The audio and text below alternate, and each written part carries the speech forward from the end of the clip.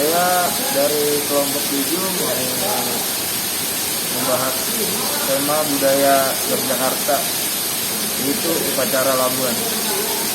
Saya Randita Citra Purnama. Nama saya Ngatiman. Bapak Ngatiman.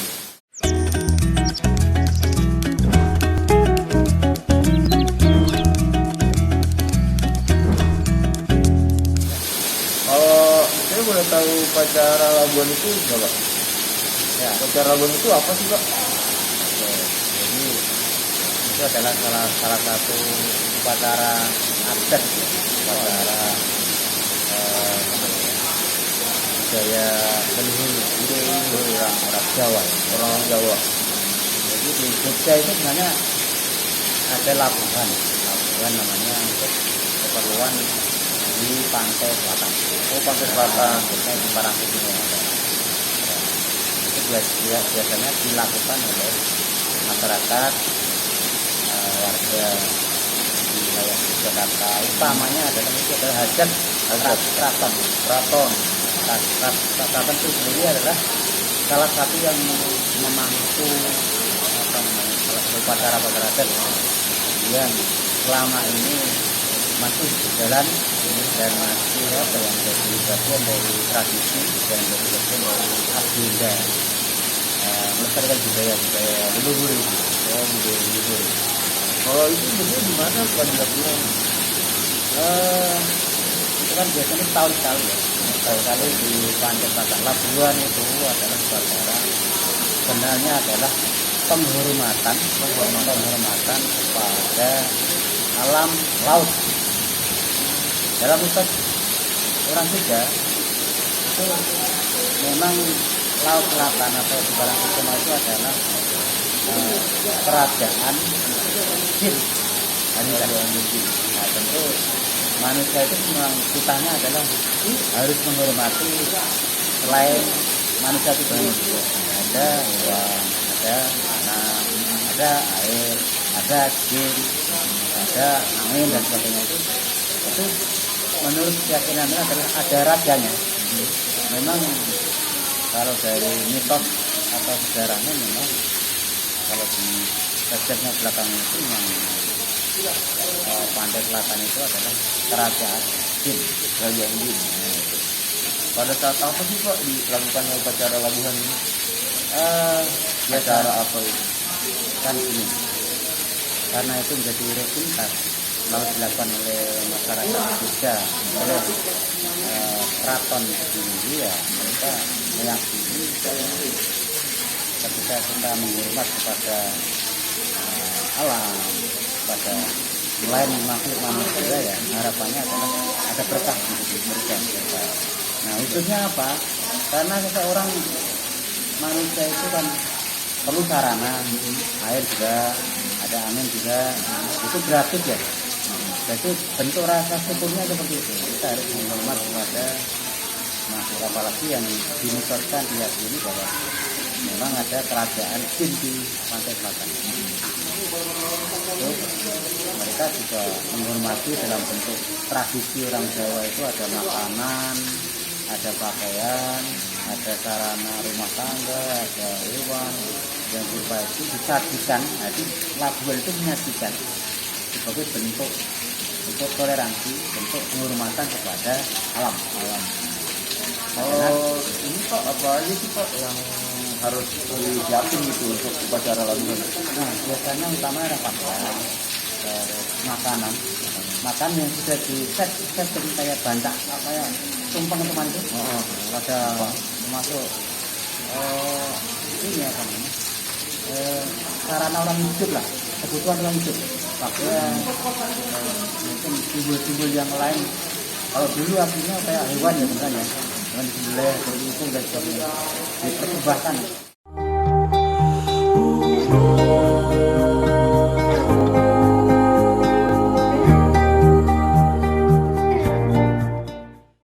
Apa aja sih Pak yang disiapin dalam upacara Labuhan ini? Baik, jadi sekali lagi saya jelaskan tentang Labuhan itu adalah sebenarnya Labuhan itu adalah ungkapan rasa syukur kepada pada yang menciptakan manusia, yang menciptakan alam melalui apapun. Dengan salah satunya adalah dengan menghormati, memberi penghormatan kepada alam lain. Itu di wilayah Jogja itu namanya Parangkusumo. Kemudian itu memang sejenis upacara adat, upacara adat yang dikemas sedemikian rupa biasanya dilaksanakan setiap ulang tahunnya Pak Sultan ulang hari lahirnya Pak Sultan, baik dari Sultan pertama sampai ke 10. Nah, tradisinya begitu supaya gampang orang mengingat kapan pelaksanaannya tidak berubah-ubah. Siapapun rajanya ya dia diperingati setiap ulang tahunnya Pak Sultan. Kalau sekarang kan Sultan ke 10. Mungkin dua macam labuhan ini dilakukan memang hajat besar keraton. Jadi otomatis parogonya, pesertanya adalah para abdi dalam. Tahu abdi dalam? Orang-orang yang bekerja di keraton, mengabdi kepada kerajaan atau Pak Sultan. Tentu mereka mempunyai bekal khusus, baik yang mempersiapkan sarananya, terus dengan mempersiapkan kelengkapan yang lain, termasuk nanti ketika prosesi pada saat ritual itu mereka menyatakan ikrarnya, termasuk doa bersama. Doa bersama itu adalah disampaikan kepada sesuatu yang menciptakan untuk alam ini, teman. Dimana itu kalau di Latar Selatan ya sebagai penghormatan ini ya mendoakan juga ya hidup di alam itu juga. Tentu dipercayai oleh masyarakat juga sebagai mitos atau kepercayaan itu adalah di sana ada kerajaan jin. Kita harus hormat kepada mereka apapun alasannya. Ya memang katanya setiap tempat itu ada rajanya. Nah, termasuk di utara namanya Gunung Merapi. Nah, itu ada Labuan Merapi juga. Mereka diutus oleh kerajaan Pak Sultan untuk menyampaikan upacara itu dilakukan. Nah, contohnya apa yang sarana-sarana yang contohnya adalah kebesaran kerajaan itu di sana ya termasuk payung moto. Nah, jadi kebesaran raja mengutus wilayah kerajaan manusia di bertamu kepada ke wilayah kerajaan lain, orang lain. Jadi untuk solidaritas, untuk toleransi dan untuk penghormatan. Nah, sebagai bentuk rasa syukur mereka mempersiapkan kelengkapannya, termasuk kebutuhan orang makan. Ada di semuanya. Makan itu ada beras, ada yang berasal dari sayur, hasil pertanian, ada peternakan, itu ada semua. Terus termasuk pakaian yang digunakan, mereka akan di endingnya dengan dilemparkan ke laut. Ke laut. Ya biar aja mereka makanan dimakan oleh ikan. Di sana juga ternyata ada kehidupan. Nah, itu sebagai rasa syukurnya seperti itu. Nah, itu selama ini yang terjadi. Termasuk yang di Merapi juga.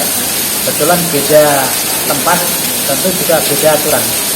Kalau mungkin ya di sana banyak hewan yang biasa dimakan.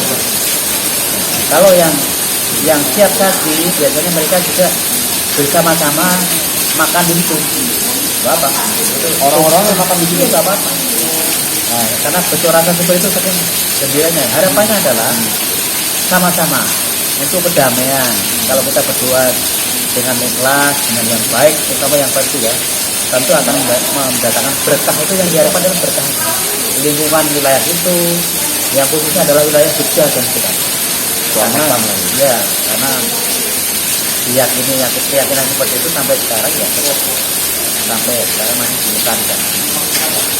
Jadi inti dari upacara labuhan ini yaitu doa bersama ya Pak? Iya, syukuran. Syukuran. Syukur. Kita lain dan tidak bukan adalah selalu untuk berdoa untuk kemaslahatan, keselamatan. Kalau dulu, sekarang bangsa ya, kalau kerajaan di wilayah Jogja dan kita nih, di wilayah kerajaan itu. Nah kenyataannya apa? Kalau itu selalu dilakukan, harapannya adalah kita untuk selalu ingat kepada Yang Maha Pencipta. Kita tidak boleh semena-mena terhadap alam lain atau makhluk lain. Dan kita kan harus menghormati itu sebagai ciptaan Yang Maha Pencipta. Nah kita tidak boleh semena-mena. Kalau itu sudah terjalin dengan baik, tentu kalau yang namanya din itu juga ada timbal baliknya, mendoakan juga. Kalau manusia didoakan, kita juga mendoakan mereka ya sama-sama berkah. Nah, hidup dengan tentram, tenang, tidak ada gangguan apapun. Ya kalau baliknya, kalau itu tidak dilestarikan katanya, ya resikonya adalah manusia itu hanya semuanya diri. Ya apa risikonya? Tahu sendiri kalau alam itu rusak, siapa yang menderita? Itu aja. Secara realitas seperti itu. Manusia merusak hutan, gundul, hancur, banjir. Manusia rusak laut dengan pencemaran itu ya matilah hewan. Terus tidak sehat, maka para nelayan juga kehilangan mata pencarian. Seperti itu kan. Terima kasih banyak ya Pak dalam menjelaskan acara upacara labuhan ini Pak. Terima kasih atas waktunya Pak. Jadi sini aja teman-teman dalam kita menjelaskan upacara labuhan ini. Wassalamualaikum warahmatullahi wabarakatuh.